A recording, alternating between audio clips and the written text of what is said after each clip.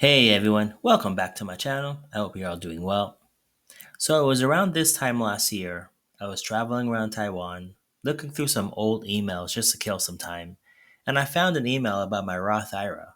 And then I immediately felt embarrassed because although I have had this investment retirement account for a few years, I haven't contributed any money at all. So I thought to myself, maybe it's just too late, right? And then I saw this quote: the best time to start your Roth IRA was 10 years ago. The second best time is now. And this quote motivated me to restart my Roth IRA. So in this video, I'm going to talk about why it's not too late to start a Roth IRA, and I'm going to use my portfolio as a case study. So in this video, I'll talk about the portfolio design and the portfolio performance over the last several months. Okay, so starting with my portfolio design, I have three positions. Two of the positions are high-yield income ETFs, WPay and YETH. And I'm using these two funds to generate income within my portfolio to purchase more funds of a broad market ETF called SCHB. And I'm using this approach for two reasons. The first reason is sometimes I just can't contribute $7,000 to my Roth IRA every year. And the second reason is even if I do or somehow manage to contribute the max amount of $7,000, I'm in catch up mode. So I'm trying to generate more income to provide more capital to purchase more SCHB. So I'll talk about this in the coming slides. So let's start with the distribution. Starting with my first holding, WPay, this is a roundhill investment fund, and it's sort of a fund of funds of leverage ETFs, and it's a weekly pay ETF. So it pays once a week, usually in the middle of the week. Now, this fund is new, so there's not a lot of data yet, but in September it paid about $1.93, and in October it paid about $2.93. So if you had 100 shares in October, you would have received $293. Looking at the three distributions I received in October, came out to a total of about $351.92. So looking at my second position, which is ETH, it's another roundhill investment fund, but it's a cover called fund and it has exposure to Ethereum. This is also a weekly pay ETF, but pays at the end of the week. Now this paid $1.73 in September and $1.67 in October. So if you had 100 shares in October, you'd have received $167. I received five distributions, which is not normal. Generally speaking, they pay out about four distributions per month. Now, the distributions came out to a total of $204.52. So a combined total came out to $556.44. Now, last month, if you saw my last portfolio update, I did have another leverage ETF called HOOW, and I did receive one last distribution from that before I sold it. So when we look at the income summary for October, I had a total of about $786.41, which to me, that's pretty good. Not as high as September, but pretty good considering that it's sort of passive income. Okay, so let's look at the account summary.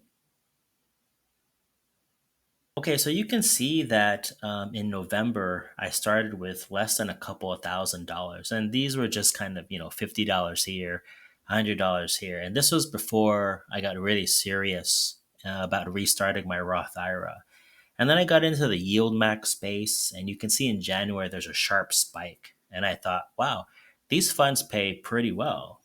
But around April, the distributions just seemed unsustainable, and there was some considerable NAV decay at this time. So I made a pivot into some roundhill funds, and that proved to be pretty profitable. As you can see, that from April to I guess around August, it was gradual. I wasn't making as much money as I was from Yield Max, but there was a lot less NAV decay. Now, if we look at this in more detail, at the beginning of October, I had about $16,750, and the deposits came out to about $1,700, which to me is a record high. Now, I didn't, contribute this all at one time. I'd actually saved a couple $100 here, a couple $100 there, and then when I saw a buying opportunity because the market had taken a dip, I decided to, make that as a total contribution and put it in my Roth IRA. So that's not normal. Again, it's hard for me to actually contribute US taxable income every month. And I'll tell you why in just a few moments.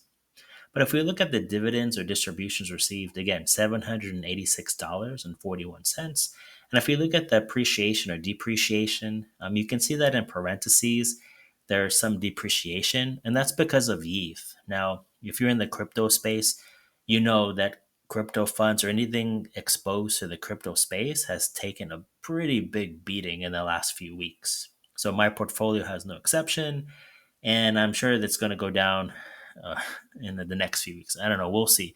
I'm hoping there'll be some recovery or some news, like a reopening of the government or something else that will spark kind of another bullish run. But who knows with the crypto space, right?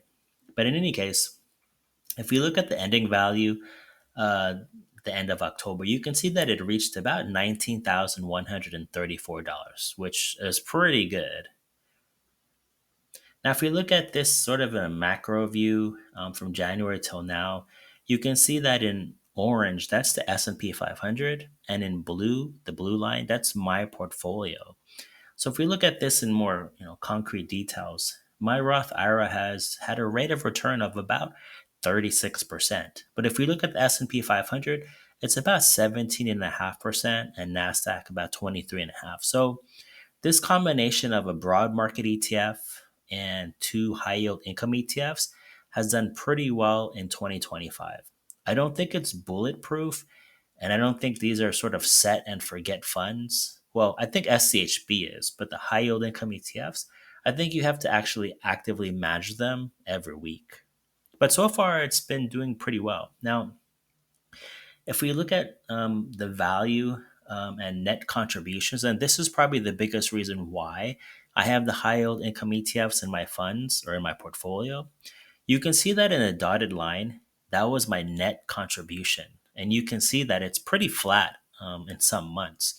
And the reason why is I can't always contribute money to my Roth IRA, especially every month. Some periods I can invest a lot, and some months, nothing at all.